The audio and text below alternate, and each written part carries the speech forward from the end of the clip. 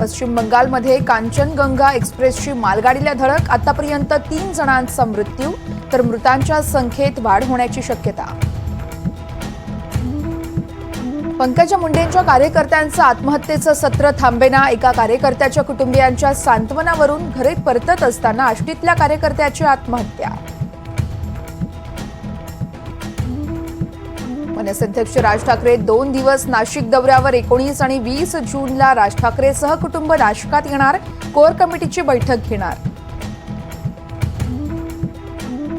नीट परीक्षेतल्या घोटाळ्या प्रकरणी कुणालाही सोडणार नाही, केंद्रीय शिक्षण मंत्र्यांची ग्वाही. तर एनटीए मध्ये सुधारणेला वाव असल्याची पहिल्यांदाच कबुली. सरकार नीट बाबत बॅकफूटवर. मुंबई महाराष्ट्रासह देशभर बकरी ईदचा उत्साह. ठिकठिकाणी नमाज पठण. मशिदींमध्ये मोठ्या प्रमाणात नमाज पठणासाठी गर्दी.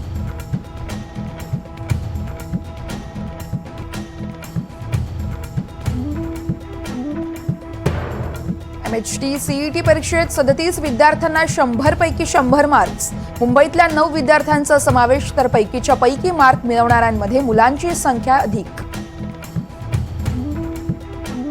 सलमान खानला पुन्हा एकदा तिसऱ्यांदा जीव मारण्याची धमकी. राजस्थानमधून एकाला अटक. धमकी देणारा व्हिडिओ सोशल मीडियावर अपलोड. जम्मू काश्मीरच्या रामबान जिल्ह्यात रेल्वेची ऐतिहासिक कामगिरी. जगातल्या सर्वात उंच पुलावरून रेल्वेची पाहणी.